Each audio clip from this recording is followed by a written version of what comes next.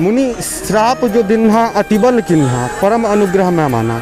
रामचरितमानस की ये दोहा जो हमें कहीं ना कहीं भारतीय विरासत और संस्कृति को दिखाता है, जो कि अहिल्या स्थान के लिए।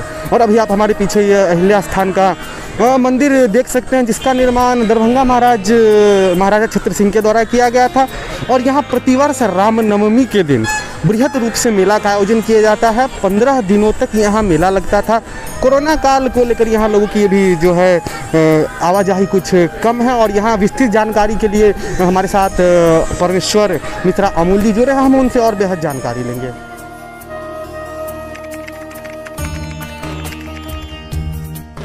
ये अहिल्या स्थान की तपोभूमि है। आप सभी सनातनियों को नमस्कार, जय मां अहिल्या, सादर प्रणाम। यह भूमि तपस्या का भूमि है। महर्षि गौतम ऋषि आश्रम जी का यहाँ से पश्चिम में 1.5 किलोमीटर में आश्रम है। और उनकी पत्नी मां अहिल्या, उस समय में कहा जाता है, आज के समय में, कि उस समय वो इस धरती पर विश्व की, आज तो विश्व सुंदरी होती है, लेकिन उस समय जगत की सुंदरी मां अहिल्या थी। और अहिल्या से छल करने के कारण इंद्र भगवान ने छल किया और गौतम मुनि ने श्राप दे करके, गौतम मुनि अपनी पत्नी को श्राप दे दिए कि तुम शिला रूप में आज से प्रवृत्त हो जाओगी। जब और यह व्यवस्थाएं बता दी है कि तुम उद्धार कैसे होगी, जब श्री राम जी जनकपुर जाएंगे तब तुम उनके पद चिन्हों से, कदमों से तुम्हारा उद्धार होगा। अहिल्या, तुम शिला से मानव रूप में तब प्रवृत्त हो जाओगी, तब आ जाएगी। वैसा ही हुआ जब प्रभु श्री राम और लक्ष्मण जी अपने गुरु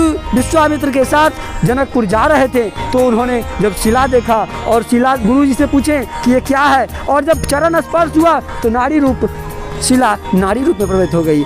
और यहाँ कुटिया भी बना और उस समय अहिल्या की पूजा चालू हो गई। मैं आपको बता दूं, भारत नहीं विश्व का एकमात्र ऐसा मंदिर है जहाँ महिला ही पुजारी है, और कहीं आपको महिला पुजारी नहीं मिलेगी।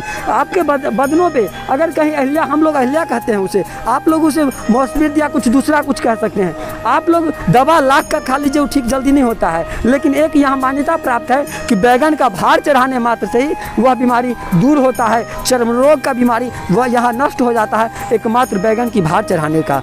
और हम आग्रह करेंगे कि आप सभी लोग इस महामारी से दूर होकर के इस जगह का दर्शन करें। ये जो पीछे आप बड़े विशाल मंदिर देख रहे हैं, ये दरभंगा महाराज के दादाजी छत्र सिंह ने बनवाया।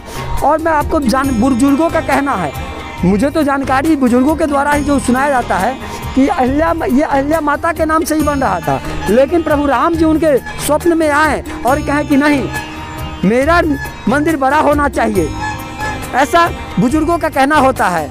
तो फिर उन्होंने प्रभु राम जी का प्रतिमा यहाँ स्थापित किया गया। और हम आपको बता दें, भारत में नहीं विश्व में कहीं भी अयोध्या के बाद राम जी चारों भाई का मंदिर एक अहिल्या स्थान में ही निर्मित है, अहिल्या स्थान में ही स्थापित है। और आपको कहीं अयोध्या धाम के बाद, अहिल्या स्थान के बाद आपको कहीं दिखाई नहीं देगा कि चारों भाई का कहीं मंदिर हो। यह अहिल्या स्थान यहाँ से 1.5 किलोमीटर पश्चिम में महर्षि गौतम ऋषि का आश्रम। यहाँ आइए, आप लोगों का स्वागत इस महामारी में से बच करके। और यहाँ का जो दुर्दशा है प्रशासन भी देख रही है, सरकार पर्यटक व्यवस्था यहाँ देख रहा है, जल्द ही इसका निर्माण सुरक्षित ढंग से हो जाएगा। धन्यवाद।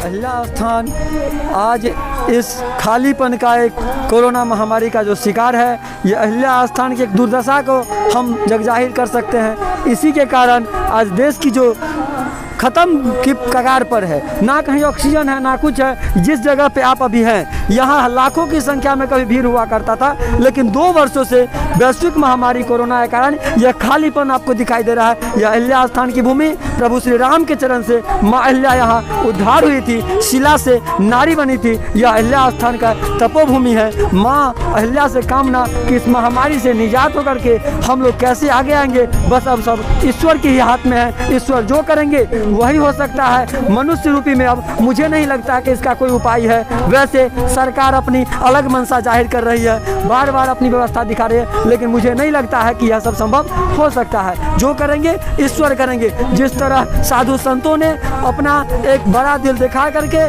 कुंभ मेला के पूर्व ही विसर्जन किए, वैसे ही आज सनातनावलियों ने, सनातन संस्कृति के रक्षकों ने अहिल्या स्थान में भीड़ ना जुटा करके, मेला ना करके एक ऐसा परिचय दिया है जो समाज में सराहनीय कदम है। मैं दरभंगा प्रशासन को भी धन्यवाद देता हूँ कि आप अपने इस मंसूबे में कामयाब हुए।